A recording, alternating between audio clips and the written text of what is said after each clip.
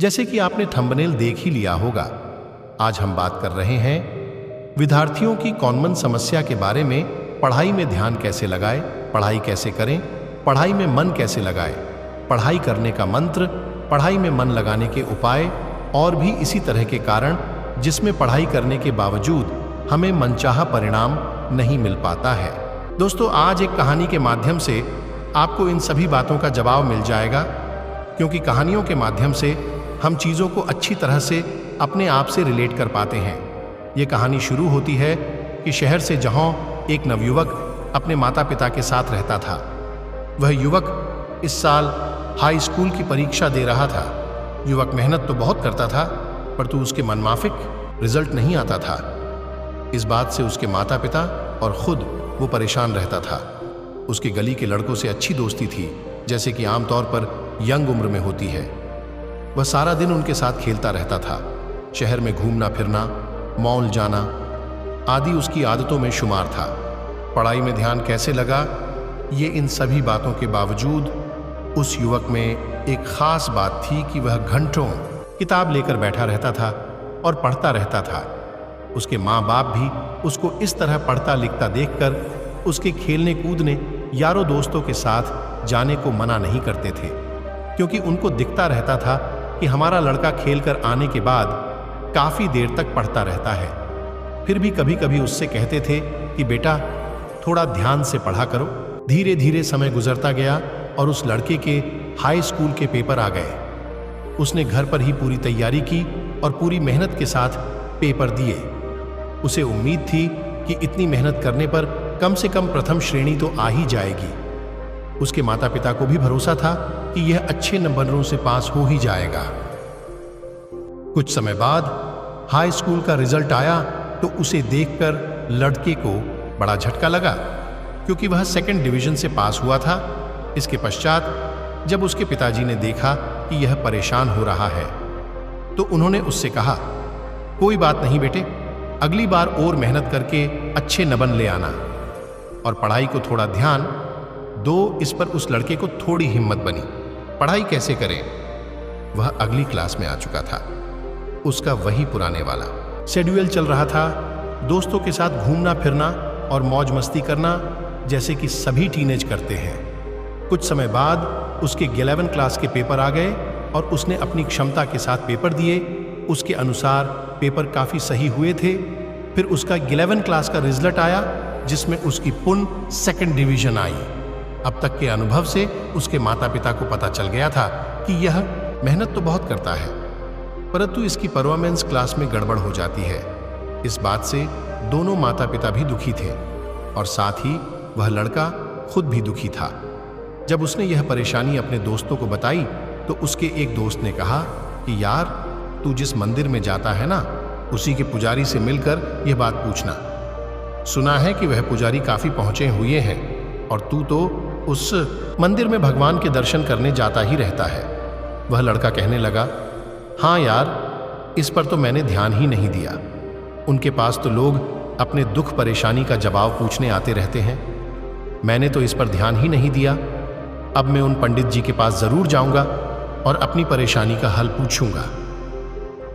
अगले दिन वह मंदिर गया। उसने देखा कि पुजारी जी मंदिर के अहाते में गाय बांध रहे थे। वह वही मंदिर परिसर में घूमने लगा तो कहीं पर छोटे छोटे बच्चे उदंड मचा रहे हैं। महिलाएं उसी परिसर में नल पर से पानी भर रही हैं। कुछ आवारा कुत्ते परिसर में एक दूसरे पर भौंक रहे हैं। इतने में उसने देखा कि पंडित जी भगवान की मूर्ति के पास बैठ गए और वे उसे बुला रहे थे। लड़का मंदिर के अंदर गया और पुजारी जी के पैर छुए। फिर वह युवक कहने लगा कि बाबा, यहाँ मंदिर परिसर में क्या हो रहा है? कुत्ते आपस में लड़ रहे हैं, छोटे छोटे बच्चे सारे परिसर में शोर मचाते भाग दौड़ रहे हैं, नल पर पानी भरती महिलाएं भी आपस में तेज तेज बातें कर रही हैं। इन सब के बीच कैसे प्रभु ईश्वर की आराधना कर सकते हैं? तब पुजारी जी ने कहा कि तुम इन बातों का जवाब लेना चाहते हो। तभी लड़के को ध्यान आया कि नहीं बाबा, मैं तो अपनी परेशानी को जवाब लेने आया था कि मैं चाहे कितनी ही मेहनत कर लूं, मैं फिर भी औसत अंक से ही पास होता हूं। कृपया इसका समाधान बताइए। यह सुनकर पंडित जी बोले, तुम कल सुबह आना, और साथ ही दूध से भरा लौटा लेकर आना है। पैदल ही आना है। वैसे भी कल भगवान शिव का दिन सोमवार है, फिर मैं आपके सवाल का जवाब बताऊं। यह सुनकर लूका चला गया और अगले दिन सुबह सुबह उत्साहपूर्वक तैयार हुआ। उसकी मां ने उसके लिए दूध का लौटा भरकर रखा था, कुछ फूल भी रखे थे। जब वह मंदिर परिसर में पहुंचा तो पंडित जी गाय को बांध रहे थे। उसके बाद वह मंदिर के अंदर आए। वह दूध को लौटा लेकर और फूल लेकर मंदिर के अंदर गया और पुजारी जी को दे दिया। पुजारी जी ने लौटे की तरफ एक नजर देखा और फिर उस लड़के से कहा कि इसको शिवलिंग पर चढ़ा दो। लड़के ने दूध को लौटा शिवलिंग पर चढ़ा दिया और पंडित जी के पास आकर बैठ गया और इंतजार करने लगा कि पंडित जी कुछ बताए। पंडित जी उसके मन के भावों को जान गए थे। उन्होंने कहा, बेटा आज तुमको यहां आकर कैसा लगा? कुछ व्यवधान, दिक्कत, परेशानी हुई जैसा कि कल तुमको हुई थी इस पर? लड़के ने कहा कि नहीं बाबा, आज तो ऐसा कुछ नहीं हुआ। इस पर पंडित जी ने कहा कि जाऊं बाहर देख कर आऊं कि आसपास क्या हो रहा है। यह सुनकर लड़का बाहर गया और आकर पंडित जी को बताया, बाबा बाहर तो कल की तरह का ही दृश्य है, आप कहना क्या चाहते हैं? मैं कुछ समझा नहीं। इस पर पंडित जी ने कहा कि कल का दिन भी, माहौल भी आज की तरह ही था। कल तुमने मेरे पास बैठते ही बाहर की बुराइयां बताना शुरू कर दी, परंतु आज तुमको कुछ दिखाई नहीं दिया, जबकि आज भी कल की तरह का ही दृश्य है।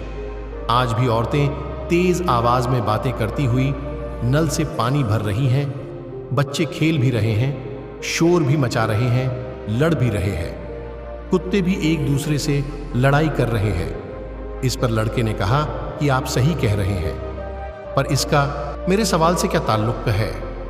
तब पंडित जी ने कहा, ध्यान से सुनो। आज जब तुम मंदिर आए थे तो तुम्हारा पूरा ध्यान अपने लौटे में रखें। दूध पर था जो कि ऊपर तक भरा हुआ था। जब तुम आए तो तुम्हारा पूरा ध्यान इस बात पर था कि कहीं दूध लौटे से छलक ना जाए, कहीं दूध खंडित ना हो जाए। इसलिए तुमने पूरी कोशिश की और पूरा ध्यान रखा कि सही सलामत दूध से शिवलिंग का दुग्धाभिषेक हो जाए और इस कार्य में तुम पूर्णतया सफल रहे। यही कारण है कि आज तुम्हें आसपास के कौतूहलपूर्ण वातावरण ने प्रभावित नहीं किया और तुम्हारा ध्यान उन चीजों पर नहीं गया जिससे तुम्हारा ध्यान बिगड़ता जा रहा है।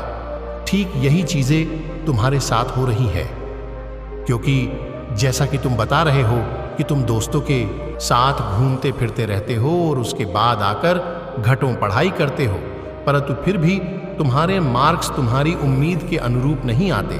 तो इसको कारण यह है कि जब तुम अपने दोस्तों की साथ मौज मस्ती करते रहते हो और उसके बाद जब पढ़ने के लिए बैठते हो तो तुम्हारा ध्यान पढ़ाई में नहीं लगता और इस कारण ही तुम पेपर में अच्छा प्रदर्शन नहीं कर पाते हो।